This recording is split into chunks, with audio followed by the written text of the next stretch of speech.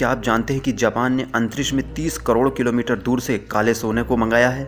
क्या आप जानते हैं कि चीन ने अपना खुद का सूरज बना लिया है? ब्रह्मांड में कुल कितना पदार्थ मौजूद है? और ऐसा कौन सा कैमरा है जिसके द्वारा खंडन और रेडियो एक्टिव डीके की तस्वीरें भी खींची जा सकती हैं?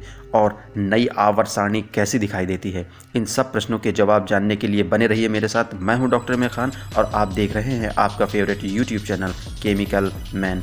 तो आइए शुरू करते हैं। नंबर 5, चीन ने बनाया अपना सूरज।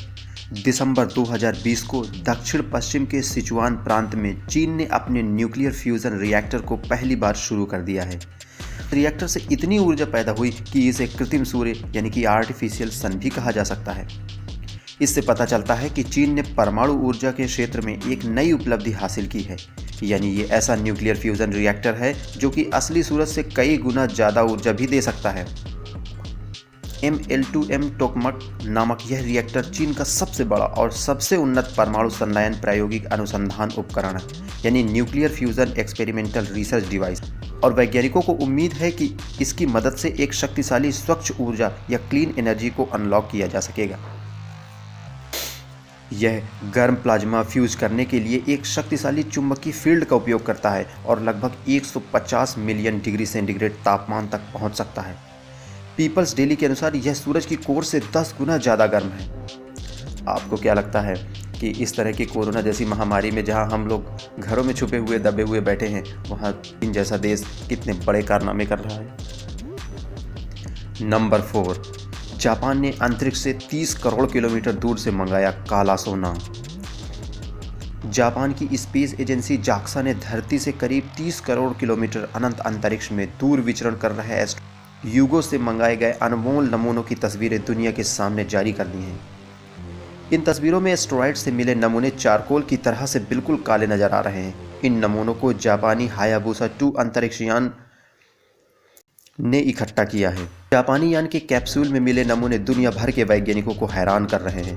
4 इंच मोटे और रेत के कण के समान और चट्टान की तरह कठोर काले नमूने बेहद खास हैं।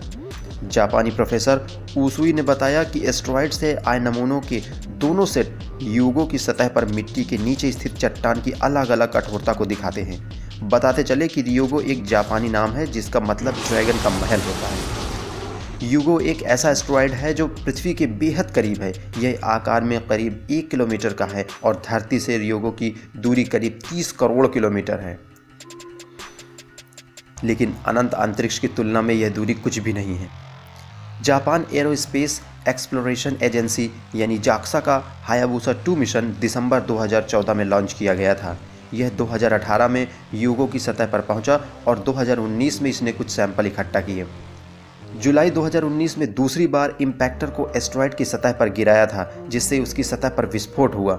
इससे एस्टेरॉयड के वे नमूने भी ऊपर आ गए जो स्पेस के खतरनाक रेडिएशन से प्रभावित नहीं हुए थे।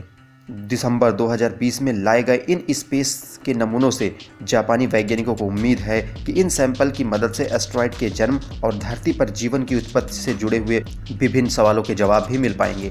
जापान इन नमूनों की जांच करने के बाद उसे नासा और अन्य इंटरनेशनल स्पेस एजेंसी को इन नमूनों को देगा ताकि उसकी अतिरिक्त जांच भी की जा सके। नंबर 3, नई आवर्त सारणी न्यू पीरियोडिक टेबल। 29 मई 2020 को जापानीज वैज्ञानिकों ने एक नई पीरियड टेबल बनाने का दावा किया है।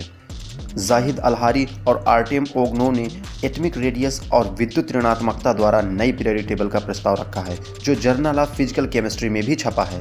पुरानी ही पीरियड टेबल इतनी कठिन थी कि उसे याद रखना बहुत मुश्किल हो रहा था, तो इस जैसी नई पीरियड टेबल को देख करके तो स्टूडेंट्स के पसीने छूट गए होंगे। नंबर 2, 15 मई 2020 को कैलिफोर्निया की वैज्ञानिकों ने 1 सेकंड में 70 खरब फोटो फ्रेम लेने वाले कैमरे का आविष्कार किया है। यानी वह 1 सेकंड में 70 ट्रिलियन फोटो फ्रेम्स ले सकता है। इस कैमरे में लेज़र बीम टेक्निक का इस प्रयोग किया गया है। यह रेडियो एक्टिव डीके तक की फ़ोटो ले सकता है।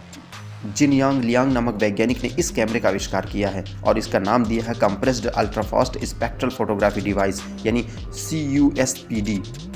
1885 में जॉर्ज ईस्टमैन ने सबसे पहला कैमरा इन्वेंट किया था जिसे सेलुलॉइड कैमरा कहते थे और इसे कोडैक कंपनी के नाम से बनाया गया और इसे 1888 ईस्वी में बेचा गया था।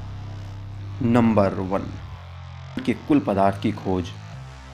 यूनिवर्सिटी ऑफ कैलिफोर्निया के एस्ट्रोनॉमी डिपार्टमेंट के ग्रेजुएट मोहम्मद अब्दुल्ला और national research institute of astronomy and geophysics Egypt के वैज्ञानिकों की टीम ने दावा किया है कि उन्होंने ब्रह्मांड के कुल पदार्थ का पता लगा लिया है। उनके अनुसार ब्रह्मांड में नॉर्मल मैटर और डार्क मैटर 31.5% है और डार्क एनर्जी 68.5% है। इस तरह से कुल ब्रह्मांड के पदार्थ 100% का पता उन्होंने लगाने का दावा किया है। आपको इसमें सबसे बड़ी डिस्कवरी कौन सी लगती है? आप कमेंट में अपनी राय दे सकते हैं।